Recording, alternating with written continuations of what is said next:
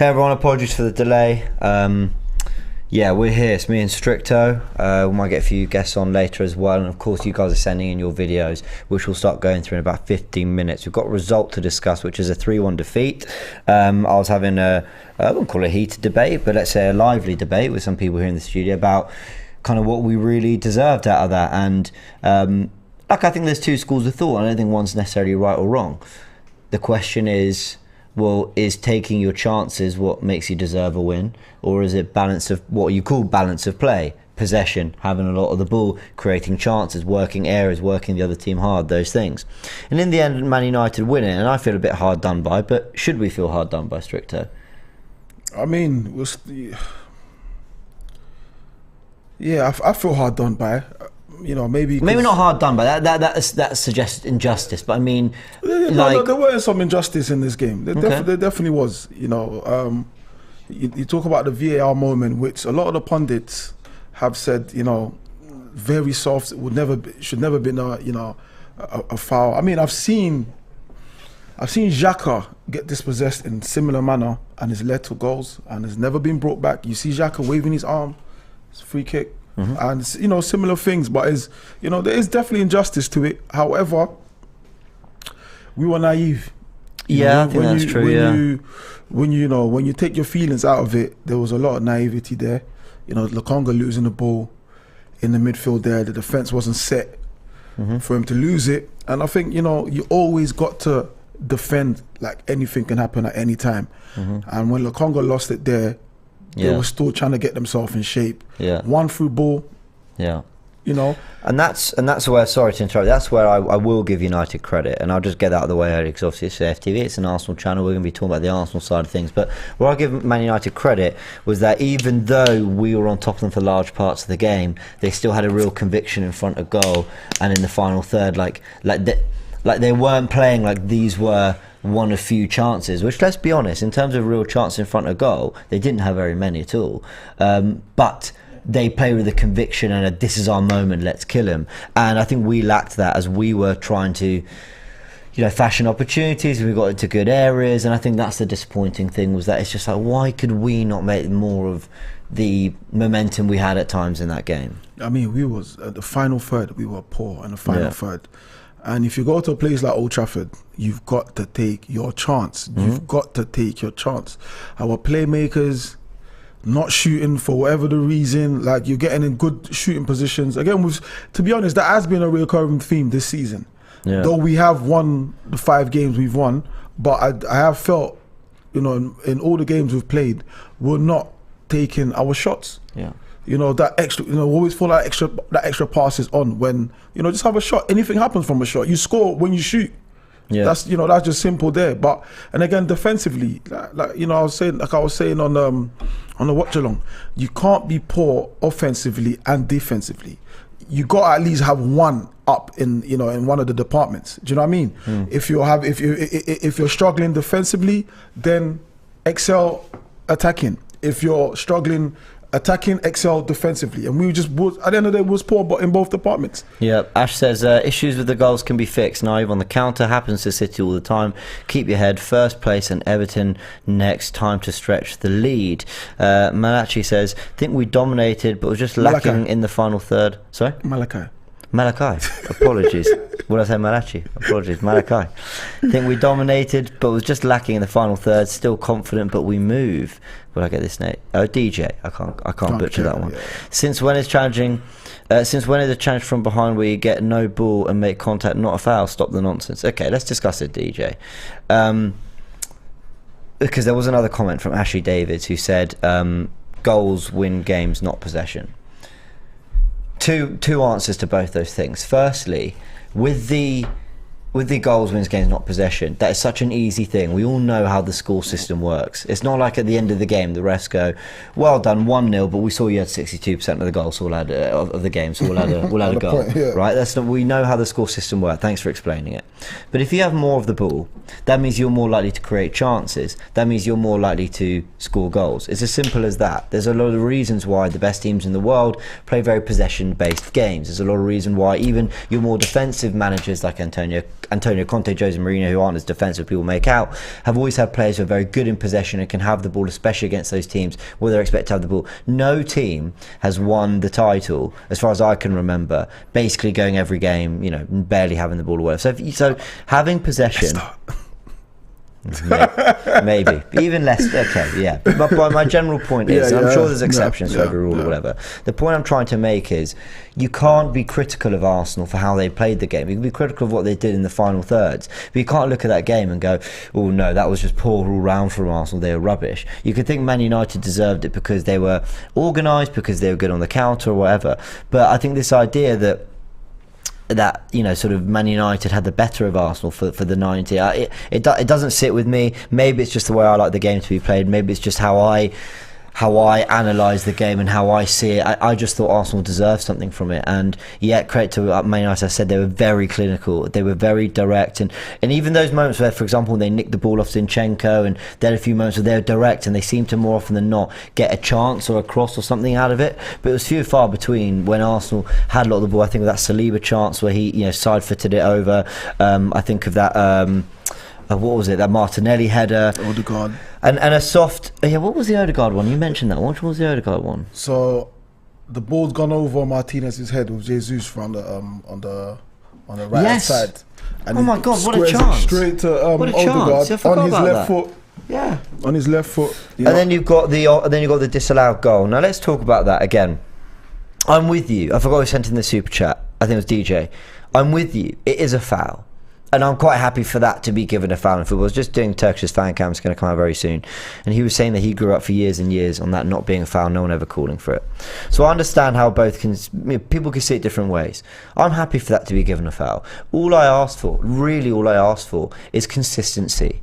It's consistency, because they talk about clear and obvious. They talk about seeing something that is very, very clearly an error and going, yep, there's absolutely no way that this goal should be able to stand, so we're going to overrule it. I don't think you can look at that. You can't, from the pictures you get, slow motion or whatever, you can't look at that and go, well, it's definitely, Odegaard has definitely thrown him over. It's not a little bit of shoulder to shoulder. Eriksen hasn't gone down lightly. He's not tried to buy a foul. You can't say that the push was necessarily definitely sending him over. Yeah, there's a bit of momentum, but you know, I think, who was it that said Eriksen was being weak? I think it was Jimmy Floyd Hasselbank. I saw his quotes on the timeline. So you can't look at that and say it's clearly and obviously an error, therefore we're going to chalk it out. But I think it ultimately is a foul. I'm not going to dwell on it much more than that. In that area of the midfield, in that, you know, you have to be stronger. You have to protect the ball more.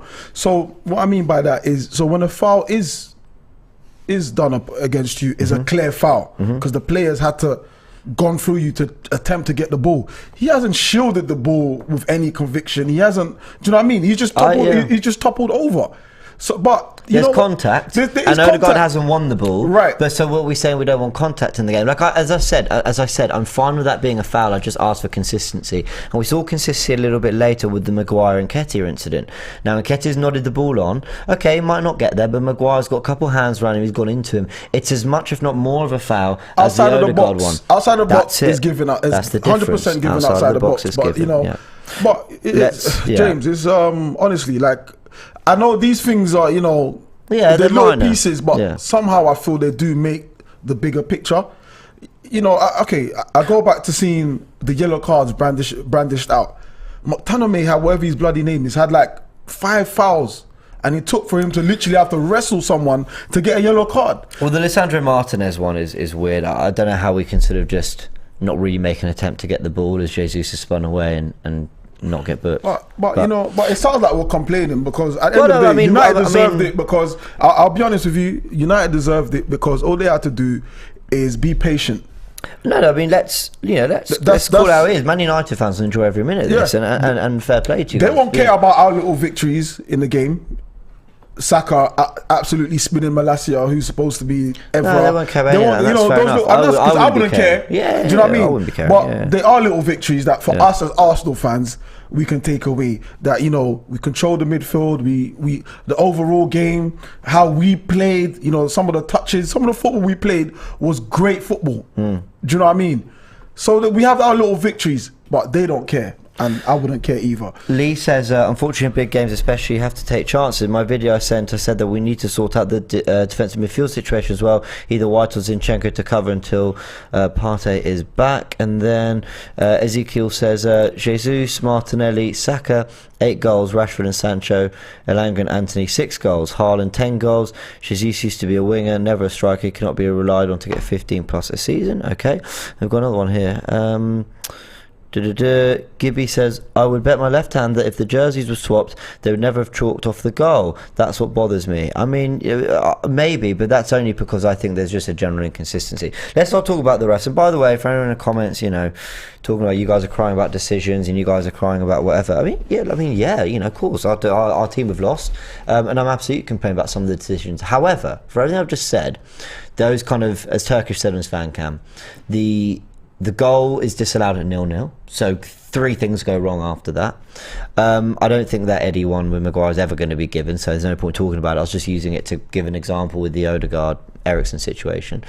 Something went wrong in that Arsenal actually played a lot of that game in Man United's half. They fashioned some good chances. I thought Jesus actually, you talk about mini victories. I mean, one of the things that was kind of being bantered around rival fans is Alessandro Martinez. He chose United over Arsenal and all that. But I thought Jesus had the better of both Varane and Martinez all game. All game. Like really, he was completely. They couldn't get anywhere near him, and it's just such a shame that we can't come out of it with something like.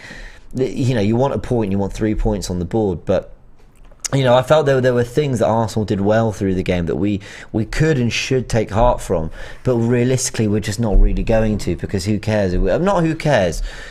I mean, we lost in the aftermath. We lost. At the end of the day, the game's about 3 points. Yeah, exactly. It's about 3 points, and if you're not about the 3 points, then nothing's worth. You know, them small victories are literally small. They don't mean nothing. Yeah, you enjoy them in the moment, but then after it's like whatever. But you know, going back to what you said, like with seeing how Jesus was handling himself, putting himself about, and winning his duels. But one thing I would love to see from Jesus, but maybe it's not even his fault. But I need him more sitting on the shoulder a bit. And kind of, because he has to. And when he did, he won a foul from when Lokonga just clears it. Right. Yeah. And even when we got the goal, it was him playing off the shoulder, and he was through. The ball came back to Saka, and Saka scored. But I think he works too hard, and I don't know if that's a bad thing or a good thing. But I think let's take Haaland for example. Haaland, how many touches of the ball does he have in a game? But all the touches he has are match-winning touches. Do you know what I mean? Yeah. I think Jesus just works a bit too hard. I think he just needs to kind of just play on that shoulder and be more. Well, maybe he's trying to be too involved. But he was brilliant today. No, he was brilliant. You can't take. I mean, and it sounds stupid actually saying he works too hard. Because no, I do get what you're trying to say. But I think there's gonna be some games where he just has to let the playmakers do all the work for him and put it on a plate for him. Yeah, let me go to these comments just before I lose them. Lee says, calls will go for and against us. Can't depend on that to get results. Must be clinical, finishing charges and discipline in midfield is our weakness. And then Hakan says, we formed well. Scoreline flattered United. We're still top of the league. We go again. And I think I echo that, a lot of that. It goes wrong with the goals. We're going to get to your clips very soon, by the way, guys. So do get your comments in. Let us know how you're feeling about this result and where we go from here. Well, on to the next game. We're still, as you said, top of the league. Okay, it's very early, but 5 wins and a defeat in our first 6. Those goals are really frustrating. Is that Arsenal's bad defending, or is that a product of chasing a game, wanting to attack at Old Trafford, wanting to be brave and on the front foot, and they just showed their quality and kill the space, attack the space and kill us when they get that moment? We were impatient. That's just simply it, bro. I feel we're impatient. You're 2-1 down, and you're making 3 subs. You just gotta be a little bit more patient. We always hear about the trust the process, but the process involves a lot of patience. And I think at that point, 2-1 down, there was no patience. Didn't trust the process essentially. And United, that's all United did the whole game. Their patient level was obviously what won them the game. They didn't have to do too much, but when they needed to do what they did, they done it very well. And here we are, bro. Was this game lost because we didn't defend well, or because we didn't take advantage of the 70 minutes I felt that we did dominate that game? Because when I you know, I came in and I was sort of listening to people talking about how bad the defending was. And I think it's a really difficult one, because defending isn't just, you know, your back four, you know, and how they deal with through balls. Defending is how you pressed a lot around the pitch, how you defended your box and all those things. And I felt the only thing they really had on us was that through ball. And fair play, like, you know, that they attacked it and then they were efficient with it. But I was just so frustrated, because I thought, actually, you go to Old Trafford and you limit to Man United to 3-4 good chances in a game. You're probably thinking you've had a good day out defensively, but they killed us with all three of them. Yeah, I mean, 3 is a lot of goals, bro. Yeah, no, against your rivals, is a lot. Is a lot of goals, and all 3 were defended particularly poorly. Like, those particular moments looked very shambolic, didn't they? Yeah, you know, you said, you know, it is definitely a mixture of everything. You know, it's not just your back 4, your back 3, but you look at, you know, Lokonga's, you know, Rowe. I still haven't seen the first goal where Gabriel looked out of position, but I felt he might have been covering for Lokonga. Well, it's either Lokonga or Xhaka, one of them. One of them, yeah. You know, and, you know, you think, okay, cool, you cover, but it was just a mixture of everything. You know, we didn't defend the pre-attack and didn't defend the final attack, and yeah, that was it. You know, I just feel like on another day United play like, if United play like this, yeah, United play like this, another 2-3, they lose this game. I think a lot did fall in their favour in this game, but you know, we can't really say too much of that, because at the end of the day, if I'm a United fan, I'm saying Ten Hag has got Arteta's number. That's what I'm saying. The whole of the game doesn't matter. Like, how the game was played in real time doesn't matter. It's the end of it. It took the 3 points. Ten Hag had Arteta's number. Where I'm frustrated is I think we had more than enough chances to win that game, certainly to draw it. I think we had a lot of the ball, play some really good football. I think we worked them really hard. You know when a team like parks the bus and defends well and they grind out a win. I didn't feel that was that. I felt that was a lot of Man United working hard and looking good on the counter, but I felt they had to ride their luck a lot of times. I can't believe I forgot that Odegaard chance. You're absolutely right. That one he should be taking.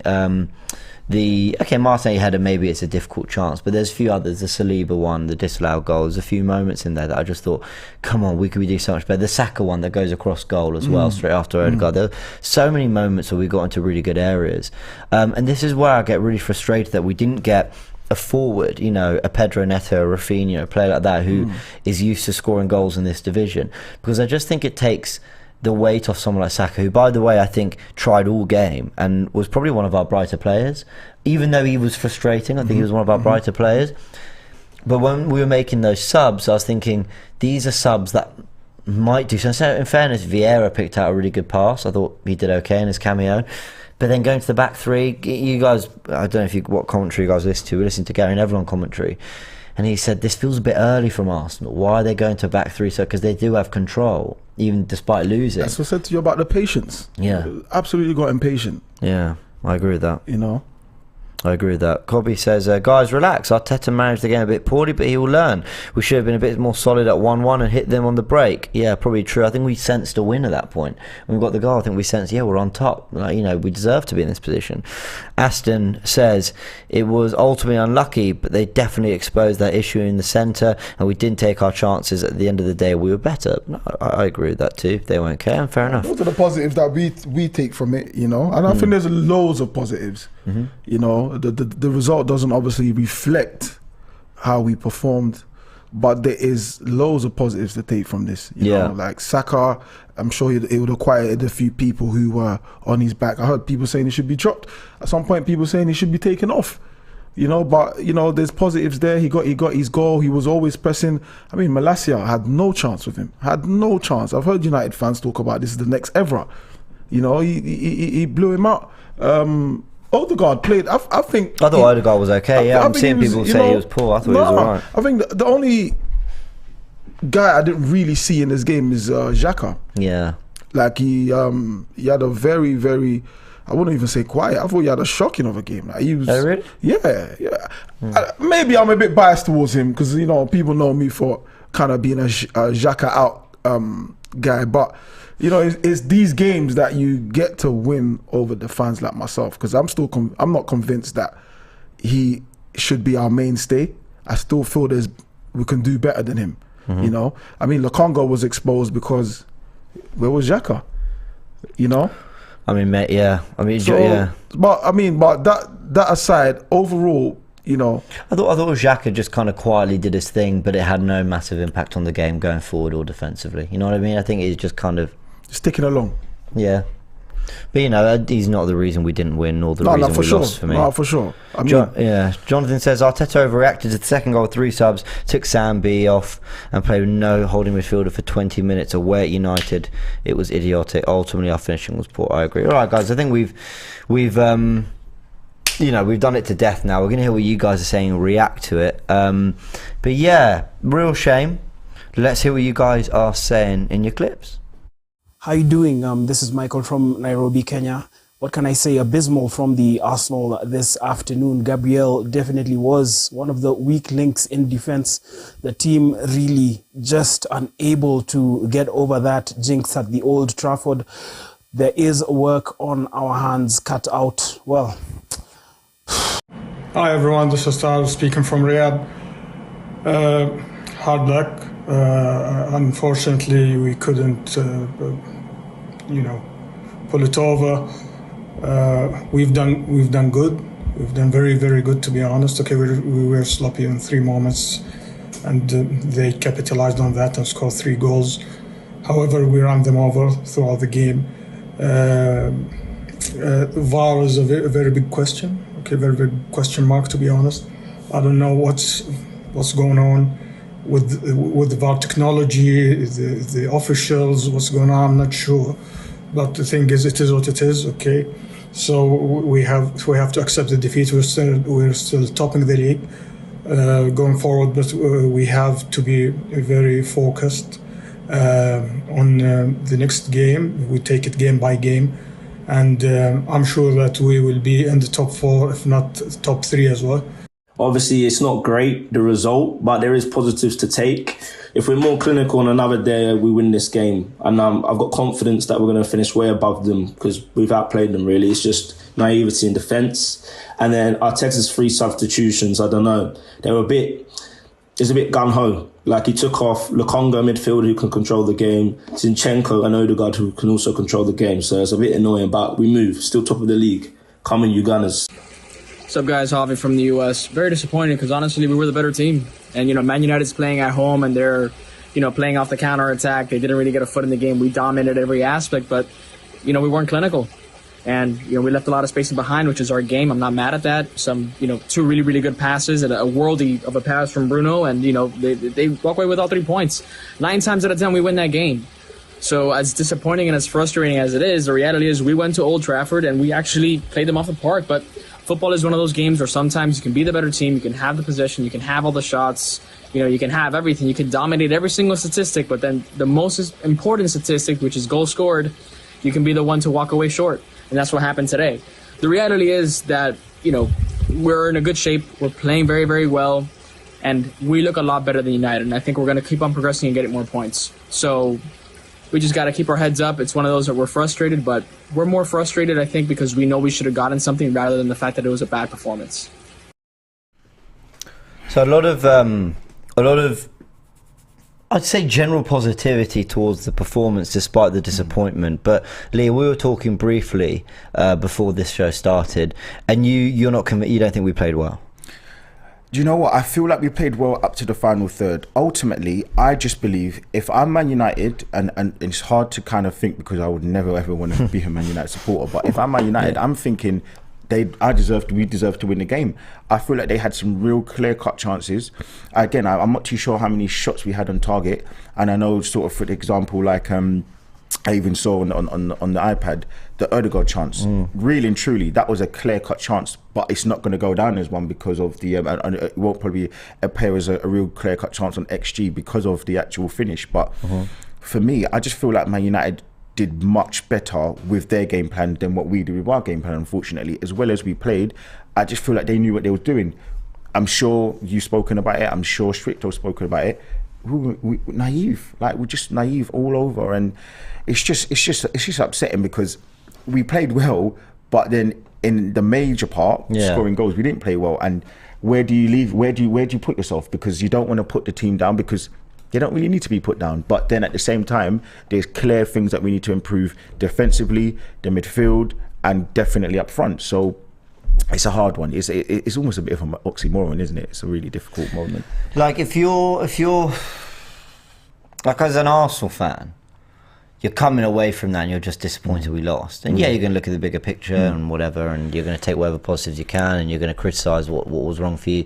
If you're Arteta, you're probably coming away from that thinking, like, you know, I can, sure, problems in defending, that comes down to Arteta. But by the way, I'm not here just trying to give Arteta all the benefit there. He got things wrong. I thought the subs he got really wrong. But yeah, and by the way, I think the lack of central midfield signing and lack of a forward signing is going to come back to haunt us. You can say Arteta plays a part in that. But ultimately, his job as a coach is to get the players playing in a way that gets them in front of goal. Yeah. And we did that on so many occasions today. Okay, so many is exaggerating, but how many chances do you expect a team that's chasing top four to really get Old Trafford? Like 4 or 5 a game, really. And I think we had 4 or 5 really good ones. Do you know, it's hard because we always talk about like possession. Possession is key, but with that possession, where was it? What were we doing with it? And again, I know you're saying that we had 4 to 5 clear chances, or good chances, maybe not clear, but good chances. But I just don't go away thinking, like, I wish that he just did this. I mean, the Odegaard chance, I would say definitely, but I just don't. It was almost always this nearly, like, if he was there, then that was a clear chance. There was times where Martinelli crossed it back, or he did a cutback, Saka did a cutback, and it kind of went behind somebody. And I feel like that's what happened. I feel like there was a lot of possession, but it was not useful possession. That's the way I saw it, and I don't look at Man United feeling like, I don't feel like they're gonna think, do you know what, we got away with one today. I feel like, yes, they didn't have much possession, but like, what's possession if we're not intentful with that? Like, we're not doing a lot with it. And I just feel like, from taking my Arsenal glasses off, that's just where I'm looking at it. That's the way I'm feeling. I'm feeling that Man United are going to go and think, well, we've done what we wanted to do. Like, our game plan was to sit back and counter-attack. Our game plan was to let them have the ball, because we know that we don't have the technicians at this moment in time. And that's hence why they clearly put Anthony on, because he's got the quality plus the skill, so the quality plus the finishing, whereas probably someone like Alanga doesn't. And I feel like that was clear, and it's worked for them. Like, I do hear what you're saying. I don't think Man United's game plan was to sit back and soak it up, actually. I think they wanted to play. I think they wanted to play and they couldn't. But what they recognised very quickly was, okay, let's just make sure there's always someone on the shoulder so we can kill him when that pass comes through. And I've given them plenty of credit for that. I'm going around in circles. It's good to hear your thoughts on it. I just felt that I felt that Arsenal could have taken their chances. We could have been 2 or 3-1 up in the game, and it just would have been different. And we're not talking about United, sitting back and defending well, and Arsenal lacking quality in the final third. I just think if Odegaard takes that chance, if Saliba takes that chance very early on when it's cut back to him, if that goal's allowed to stand, which it seems most people online think it should, while I can understand why it is disallowed.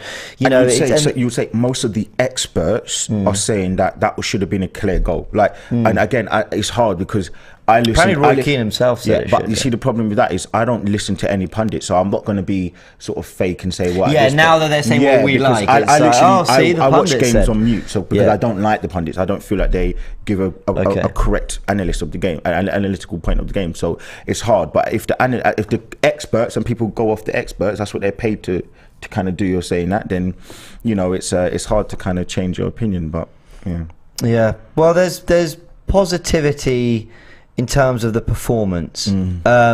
So we'll go through some of that in a little bit and just sort of see where it's left us. We do have some more clips coming we're going to get to in just a second, but according to David Ornstein, Emil Smith-Rowe has suffered an injury in the warm down after the match, which is very, very disappointing. And there's contradicting thoughts on Lokonga's performance, so we'll talk about all that in a sec. Let's hear what you guys have to say.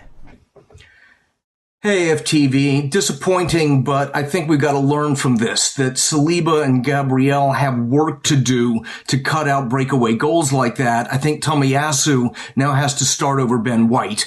But I gotta say, this would have been a different game if they hadn't chalked off Martinelli's opening goal. That as fans, we've got to rise up against the hyperextension of VAR in the same way that we did against the Super League. Because what we're seeing is the encroachment of the surveillance state, where what happens on the pitch is just a dress rehearsal for Big Brother and CCTV to analyze. But the truth of the moment is seen in real time by the referee. And unless there is a clear and obvious error, VAR should not get involved with rectifying tiny little things that show up in slow motion about a foul in our own half 30 seconds before the goal is scored. And we've got to make a point of this, not just when it affects our team, but like the atrocious nullification of West Ham's equalizer yesterday. I mean, if that goes on, the Premier League is just going to be a playground for the surveillance state. We have to end this. We have to rise up against the abuse of VAR and insist that it only be used for clear and obvious errors. But such is the infection of the time, that for the health and physic of our right, we cannot deal but with the very hand of stern injustice and confused wrong. Come on, you Gunners. What's happening, people? It's your boy Sonny Green. Listen, yeah, don't get too... Just, it is what it is. You win some, you lose some. They took their chances, and we had plenty of chances that we didn't take, yeah. Final third, not enough. It was what it was. Sometimes it's just a run of play. They scored their goals against the run of play, that's for sure. And we was the better team. It's as simple as that. We was the better team, but they got the result. On a different day, we would have won that game 3-1. We threw it away at the end. He went for broke, and unfortunately, Mikel Arteta got it wrong. But if he turned it around and we won 3-2, we'll be jumping up and down, wouldn't we? So that's just football. We crack on. We're still top of the league. We're still a better team than United, and that's just the facts. So just don't get too disheartened, too emotional about it. It is what it is. We keep going. You know, it's still obvious that. Lokonga is not strong enough. Should have made them signings, shouldn't we? We should have got a better DM. It is what it is. We all knew that anyway. So yeah, we just crack on, keep on going, on to the next game, win that one, and keep it moving, yeah?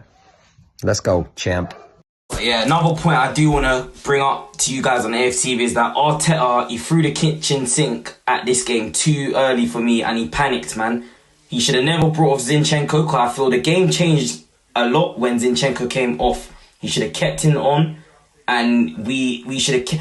As soon as Zinchenko came off, I don't know if Tierney... I can't even remember. I don't even think Tierney was on the bench, but we lost balance on that left-hand side. Like, Martinelli was playing left-back at one point. I was like, what the fuck? Like, come on. But, oh, man, we just got to kick on from here, man. Hopefully we don't let this take us down, man. We're still top of the league, but it's disappointing. Let's talk about Lokonga's game today, and then I'll touch on Gabriel with Lee, because there was some interesting discussion about defending earlier. Lee Judge will be joining us very soon. Lokonga, some saying he was very poor, some saying he was quality. I'm somewhere in the middle. I thought he was fine today. Gives the ball away for the second goal, really disappointing. And what's bad about it, everyone gives the ball away, but you've got to recognise when you're a lone six in particular, you've got to recognise when you're in an area of the pitch where if I lose it, my position's vacated here. So that was a poor moment, but generally I think he did fine. I didn't really look at a lot of the moments and think we're losing because of Lokonga. Your thoughts? I think on the ball, Lokonga is serviceable. He can do he does his job. He rotates the ball, recycles the ball. Really nice passes out left, out wide a lot of the time.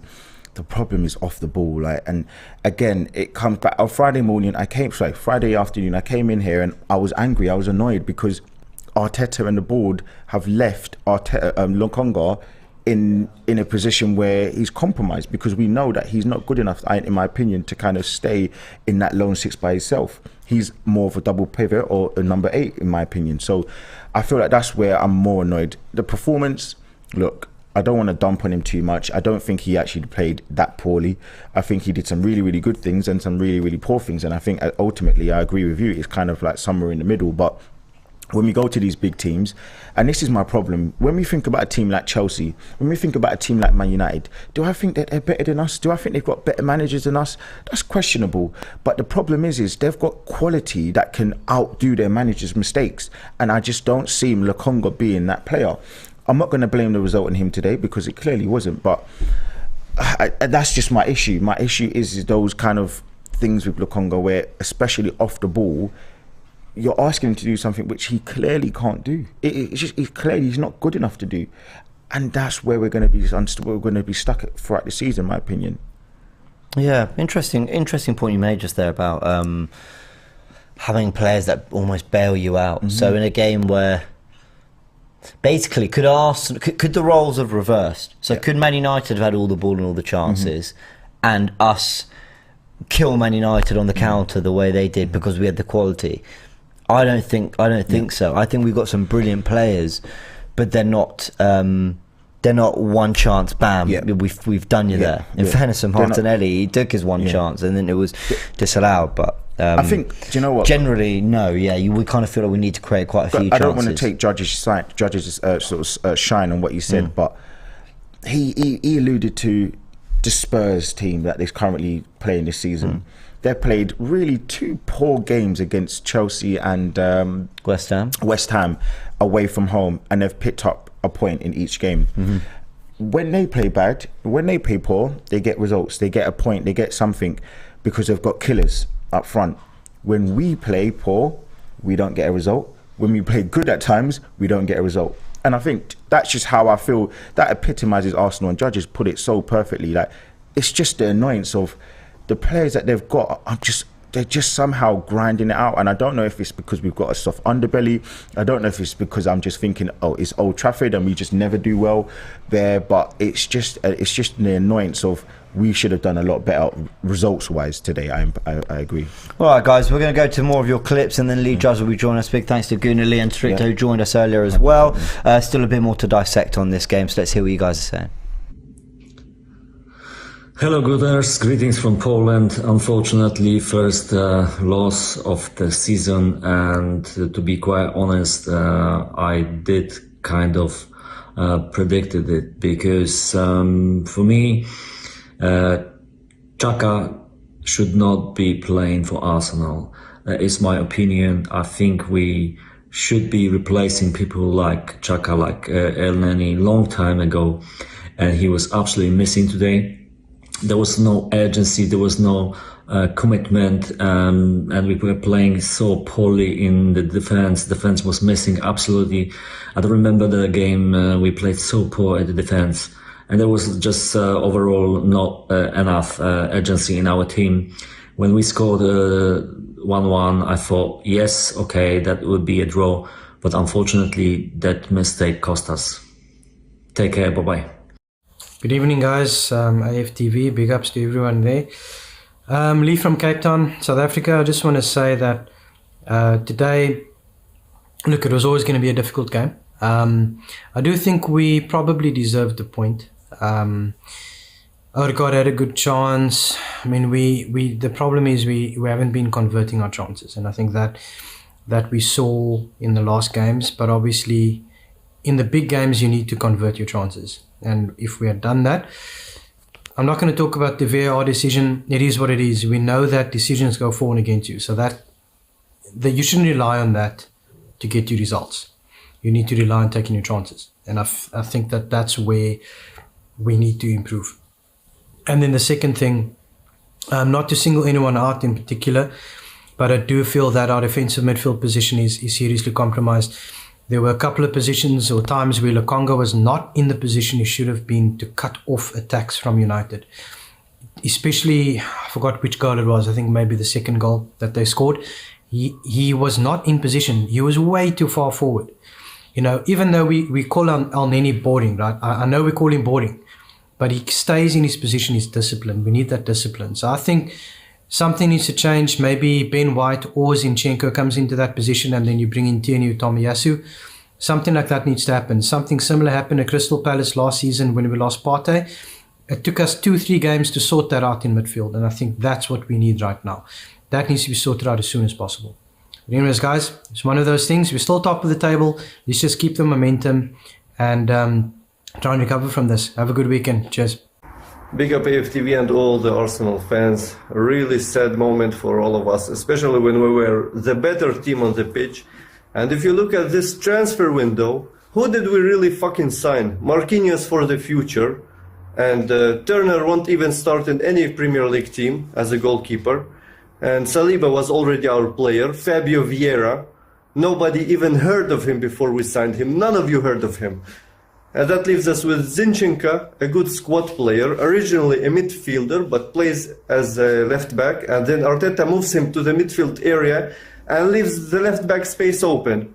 And Gabriel Jesus, the only real starter that we signed this transfer window.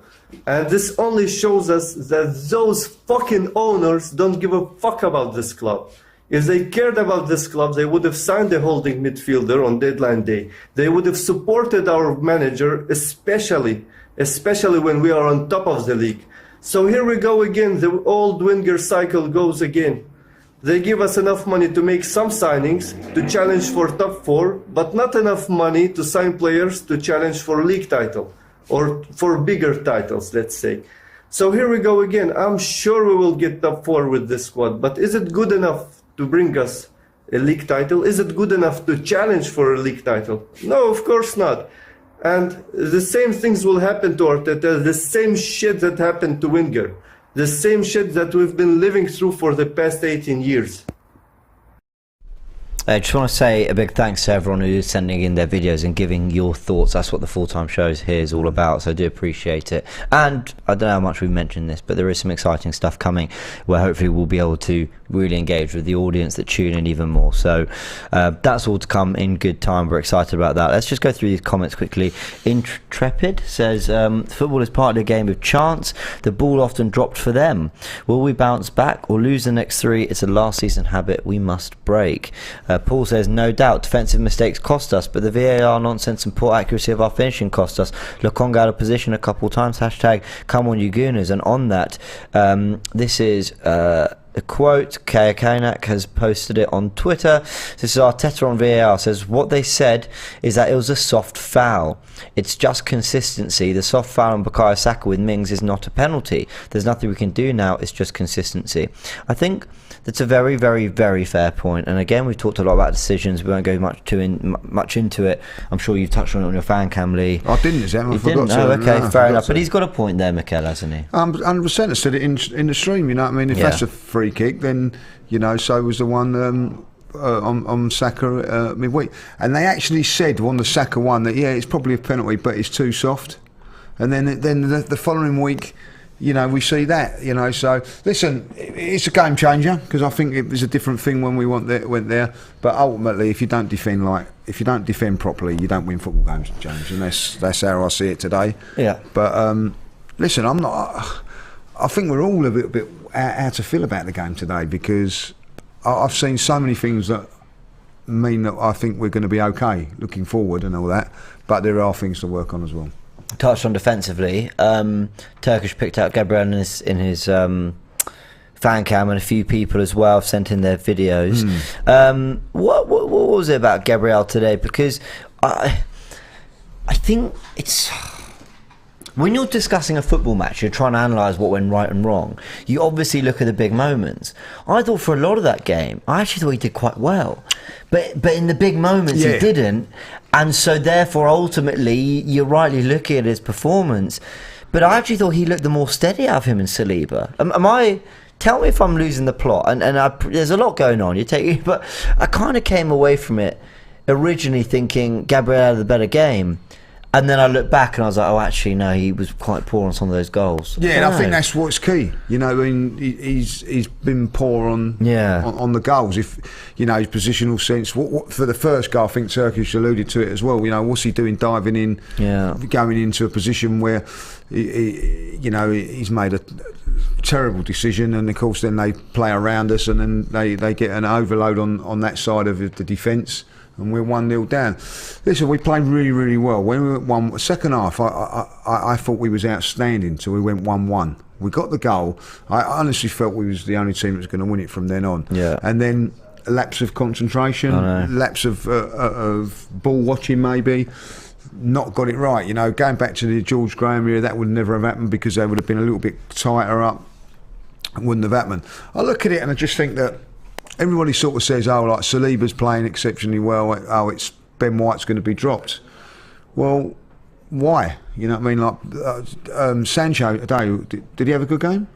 I don't think he did a lot. No, who was he up against? Yeah, Ben White. Yeah. So Ben White's a good defender. Let's get that right. Let's get that foremost and right. He's a good defender.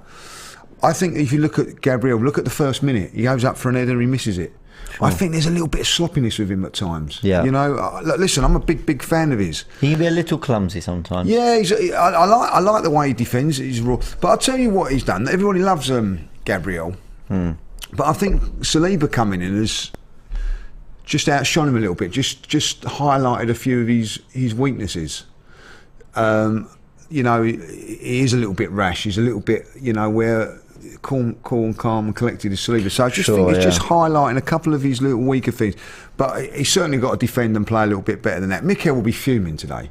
They'll be on that coach today because you don't play that well against Old Trafford and end up losing like that. And one thing I will say, we got done 3 times on counter-attacks, one-on-ones.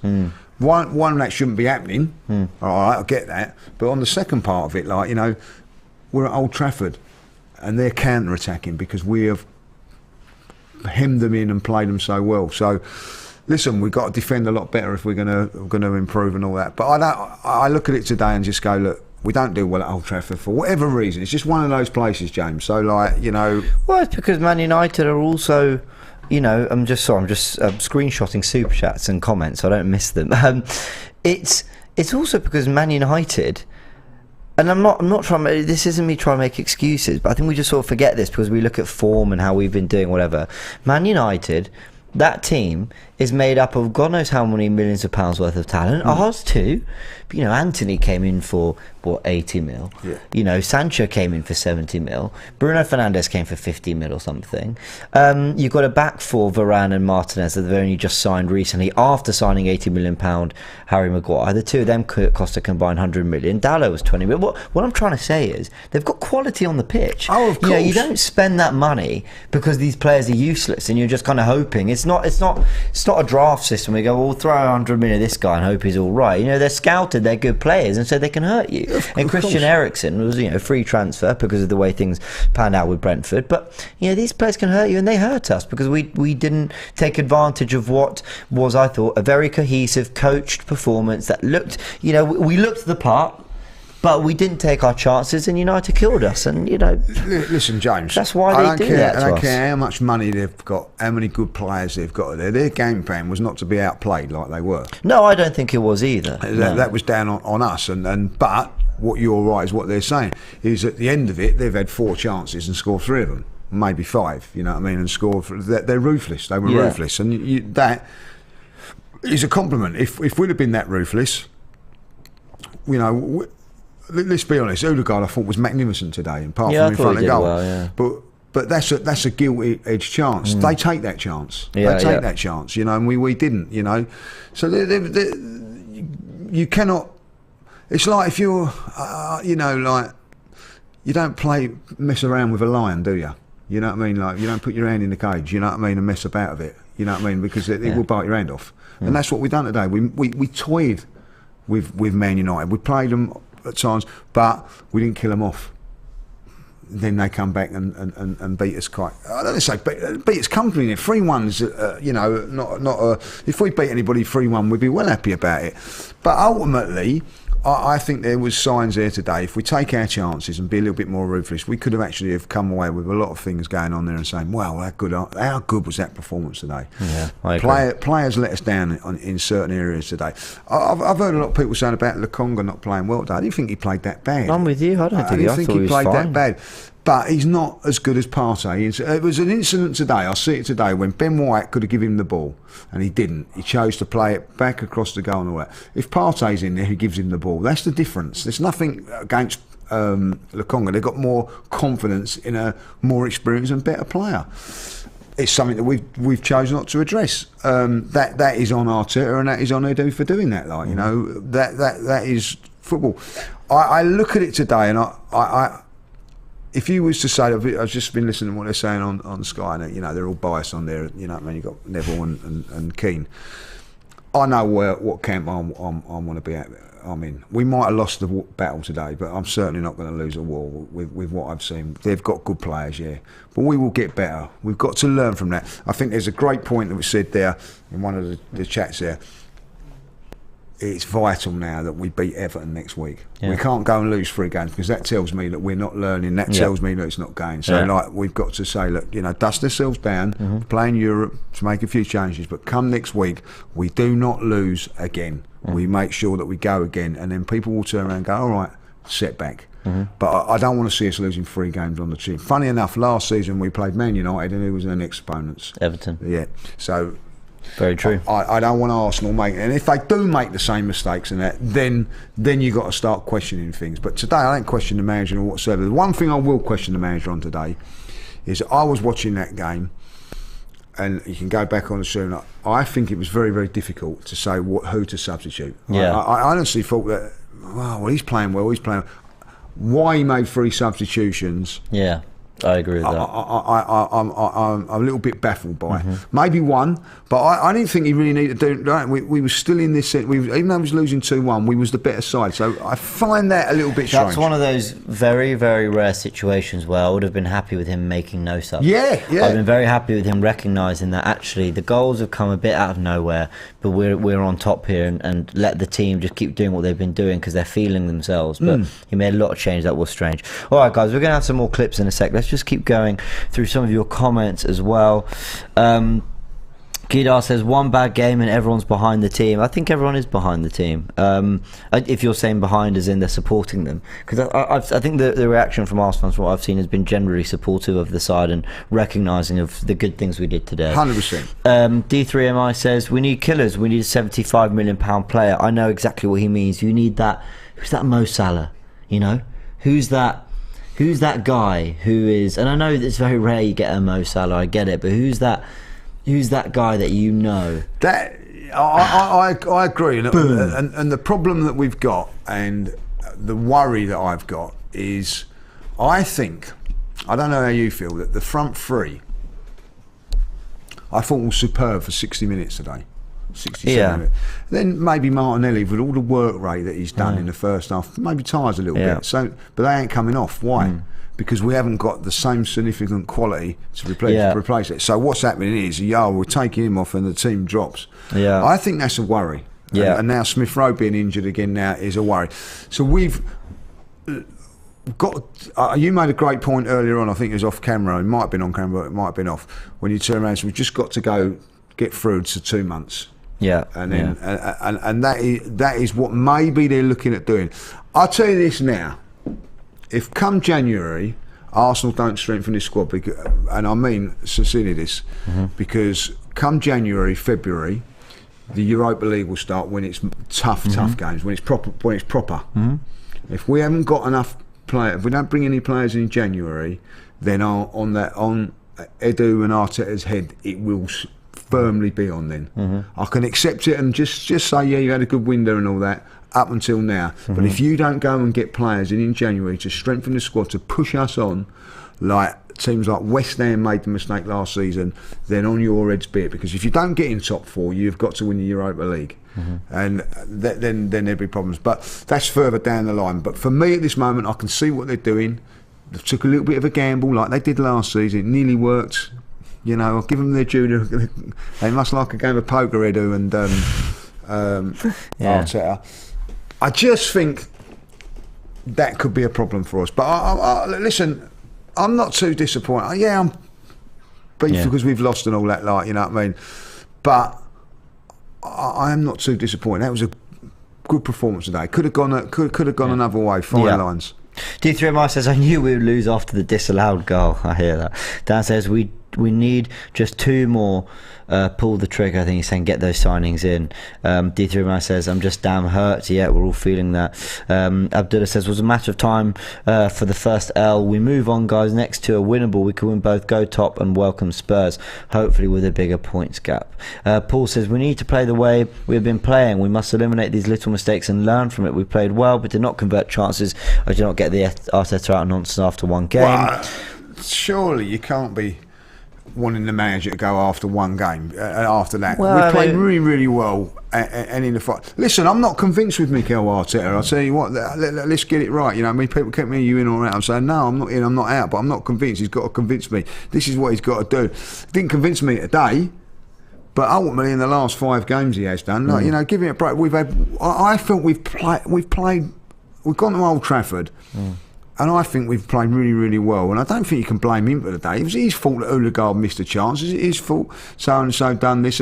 Some great little improvisers with the free kicks. And, you know, if we'd have put them in the first half. The disappointment for me today, and he'd be fuming about it, is that we conceded the first and the second goals when we was on top. That's not bad management. That's bad play from players somewhere along the line. Now he has to fix that and make sure that doesn't happen again. Oz says, if there's one player that Arteta needs to coach up, it's Lokonga. I believe in him, but we need to see him step up now, not later. Arteta needs to coach him up and get him to his potential. All right, guys, let me just check in with production. Have we got any more clips? We do. All right, we've got a little bit more from you guys. Then we're going to round it off with a few things we can feel a bit more positive about. Or not, because there is some other news that isn't particularly positive. Anyway, we'll go through all that in a sec after your clips and thoughts. Hi, AFTV, Emmanuel Yama. I'm so proud of the boys tonight, even though we were defeated 3-1. But I saw the commitment, I saw the energy, I saw the team fighting to come back in the game. But just because we lost concentration in less than a minute or 2, that's how we considered our extra 2 goals. But I'm so proud of the boys tonight. We concentrate, we take the positives, and we move to the next game. Peace to you guys. Big up to AFTV. And it's Jay here from Malaysia. I must say it's a very disappointing defeat. We didn't deserve to lose from the game. But I must say, with the way we performed in the second half, I guess, eventually it was a losing game. We actually made Anthony look like a £100 million player, and we rejuvenated Marcus Rashford's career. That is unacceptable, you know, from Arsenal. I must say, I'm disappointed with the defense. I think Tierney, Gabriel, Saliba, and Tomiyasu should start, or take out Gabriel and start, you know, Ben White there. But yeah, overall, I think the midfield should be, you know, put maybe Zinchenko over there and drop Odegaard deeper. But overall, yeah, on we move, guys, to the next game. John was came out from Jamaica, but disappointed. I really wanted to shut up these hype Man U fans, but this wasn't the day. But I blame Arteta on a few things. He should have made so many changes, and he didn't need to change to a back three.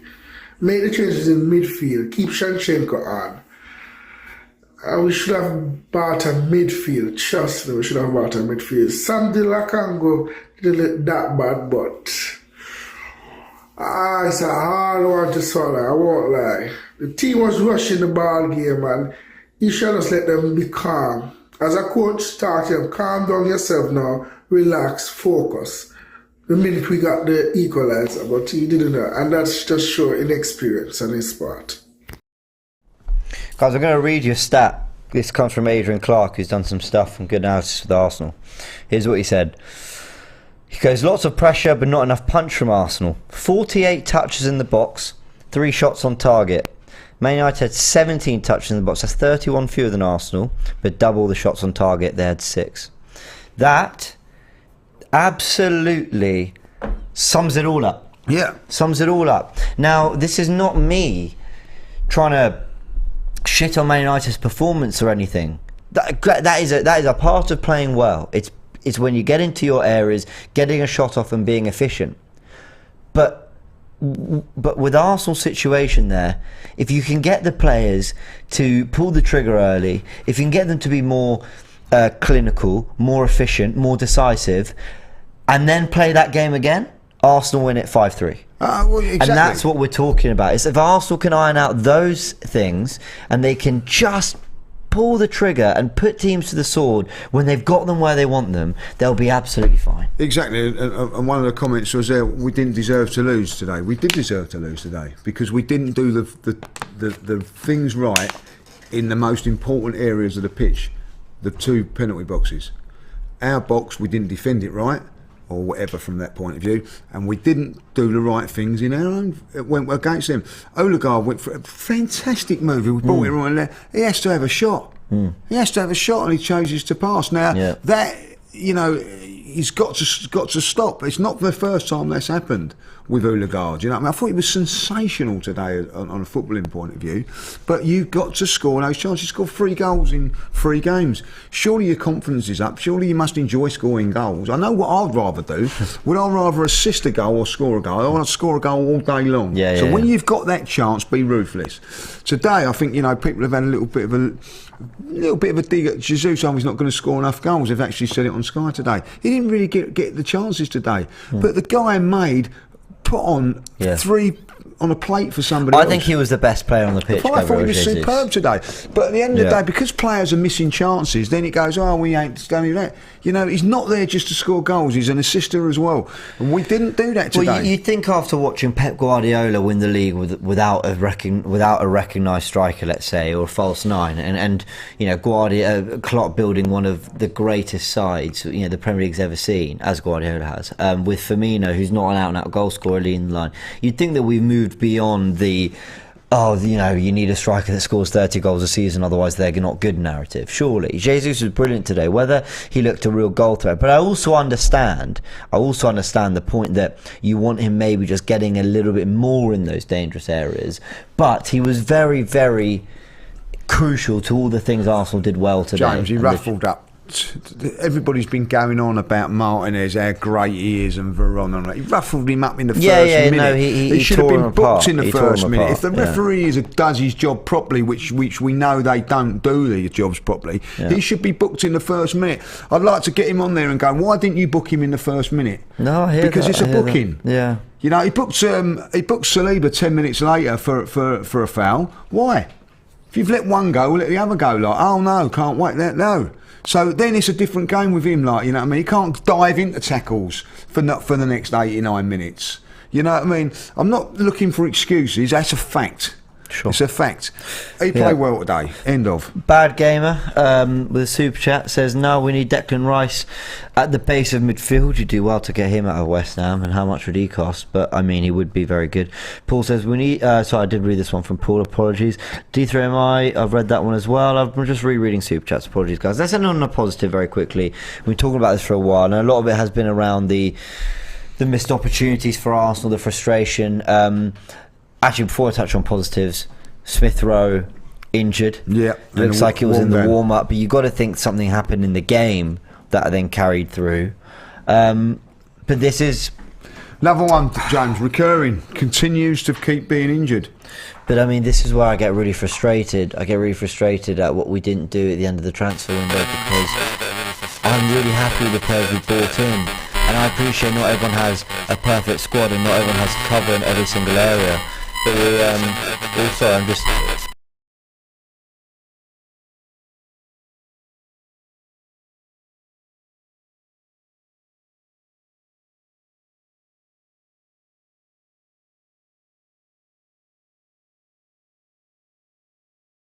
I apologise. I've been told to apologise. Apologies for the audio issue. What was I talking about? Rowe. And, you know, another injury. And, you know, we know Partey's had injury issues. We know, I mean, to be fair, we knew Elneny was injured, but he's not one who regularly has those problems. But we knew he was out for a prolonged period of time. It's looking like months.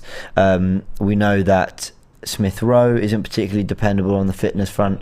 So I'm just really surprised that we've got another summer without truly addressing that position. Sure, Zinchenko can play there, I hear that. Sure, Fabio Vieira might be an option, and I get it. But to go, 6 windows under Arteta and not sign a senior regular starter in central midfield, I just find that really strange. It might come back to bite us again. I thought he looked good when he came on Vieira, by the way.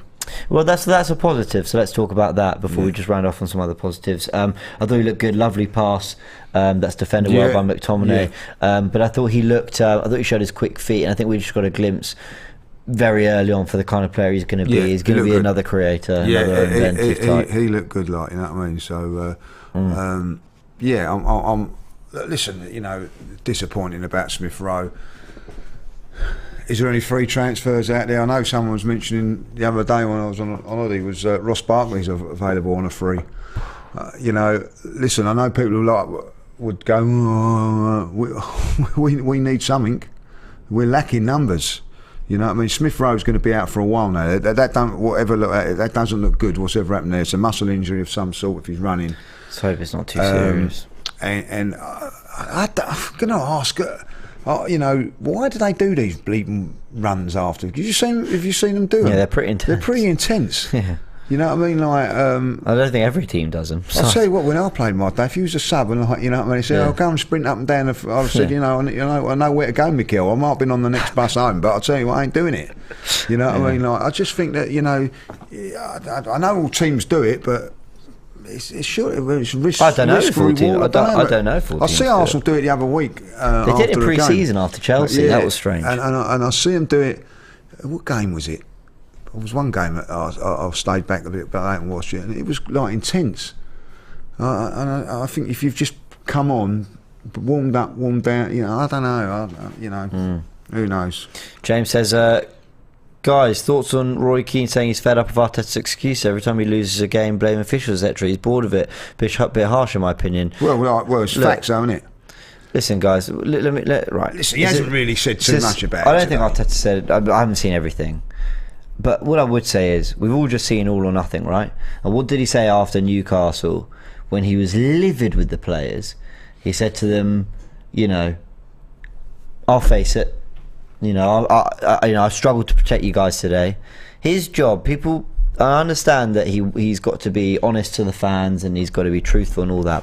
But his job, first and foremost, is to get the absolute best out of his players. And if he thinks sort of making excuses, taking the pressure off the players, making them feel like it's not on their fault, giving them the confidence to go again, if he feels that's the best way to manage them, that's what he's going to do. And we have seen manager after manager after manager over years and years and years make all the excuses in the world for their players. So it's not overly surprising. For me, it's when it's blatant and you're just really taking the piss out of the fans. I'm thinking, come on, be honest. No, and he's never done that. I'm going to say that now. I don't think he has I'm disappointed with that quote. I've seen it over there on your Twitter line, you know what I mean? Well, this is what from Arteta. Shall we read it out? Yeah, read it out, because this annoys me more than anything.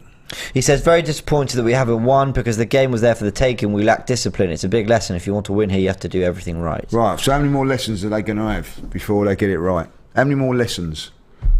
I've had a lesson at Tottenham. I've had a lesson at Newcastle. I don't want to keep hearing that sort of talk. Yeah. You know what I mean? Like, at the end of the day. Now, I will say that we've gone to Tottenham, and we've gone to Newcastle, and we've gone to Man United today, and we've put in a better performance than them two. We played really well today. So I don't see why you keep saying that. I don't want to hear that, because that worries me, because they're not learning their lessons, Mikel. You know what I mean? And you continually doing this. So that's a bit of a problem for me. I'm pleased with the way we play today. There were certain things that and I know what he's trying to. He don't want to hang out anybody to dry. I get that. Yeah. So sometimes he just don't say nothing, and sometimes have a go at the referee. Have a go at him. You know what I mean? Don't think Klopp does it or whatever, because it deflects. Mourinho was master at it. Yeah, he was. He's a master at it. You know, I mean, come out there today. I think he could have gone a little bit harder on. I think he's been very, very diplomatic what he said about that. He could have come out today and said, "What VAR? Why is it? What can someone ask me the question? Why the penalty? Why get someone in here now and ask me and tell me why that penalty was not given on Saka? Because the same reason that they're going to give it is the same reason they give that one today. Yeah, because they're going to turn around and go, it was a little bit soft. Same thing today. So one rule for it is the inconsistency as football is terrible. So I don't really go by what Roy Keane says there on that. Like, you know, I mean, I think Mikel's too diplomatic at times. But like that quote, we keep learning. We're not learning our lessons. Learn lessons. And I tell you what, if we learn our lessons, we're going to be a bloody good side. Because I'm going to say it on the positive today. As painful as it is to lose this game today, James, we played really, really well today. I think so too. Daniel says scoreline didn't reflect the game. We mustn't talk ourselves down into a spiral of doom. So let's end on a positive. Your final words, or are they your final words? Yeah, no. Listen, I think that we've gone to Man United today and dominated them to most parts of the game. Played really well, but they were more ruthless than us. And like, you know, I don't go. Let's not go overboard about the defeat today. Like, we don't go overboard about the wins. Yeah, we just dust ourselves down. We go again for a good week now. Difficult. Bloody Europe's coming in the way now. Like, you know what I mean, and means not a lover of it, if I'll be honest, because I wanted a bigger squad so we could rest a few players and whatever. But we go there, we get the result there on Thursday, but more importantly, we get the result against Everton. Sepe says, James, imagine a ruthless player like Zaha at Arsenal. Zaha would be that kind of difference maker. Well, you know, I mean, we was never in for him, and you know, apparently Tottenham were, weren't they? Again, you know what I mean? Like, what we'll never know what's gone on. We're trying to leave it on a positive, like, you know what I mean. Whatever happened in this transfer window, I will go and I'll say it again. What one of my mates said when we was on holiday: if we'd have signed Vieira, if we'd have signed Zinchenko, and we'd have signed Jesus on the last day of the season, we'd be all going mad. So we didn't, but we all knew we needed a midfield player, and you know, it is a little bit disappointing that other teams around us have strengthened. I think we've improved the team. But James, I'm going to say it now, our 11 is as good as anybody's. Our 11 as good as anybody's in the league. We'll compete with everything else there. Like 13 or 14 of that. After that, the squad isn't no win. Then the other teams take over. But listen, today we've gone out there without our best midfield player. According to you, I still think it's Xhaka, but there you go. Like, you know, but our best midfielder, he is our best midfield player when fit and up and running, as we all know, and we still dominated the game of football. Don Robbie's death stare. I'll never not laugh at the name of this account. Says we have a lot of talent up top, but it's young. The build-up is great, but I feel like it just lacks that oomph in the final shot. I feel like we need more experience for the sake of the youngsters. I agree with maybe when you look at all of our defenders, and I include Ramsdale in this at 23, 24, Tomiyasu 23, 24, Ben White 24, Gabriel 24, Zinchenko 24, Tierney 25.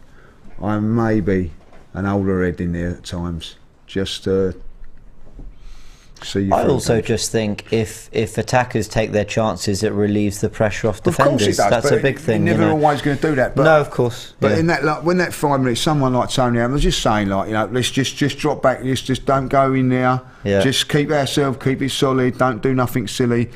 Don't go gunner. Just something there. Yeah, I've just seen another quote from Mikel Arteta. He also referred to Aaron Ramsdale, the Aaron Ramsdale foul in the Villa game, where they had his arm around him and that not being given. So listen, the Saka one, these are very good examples. I think Arteta's absolutely right to mention them.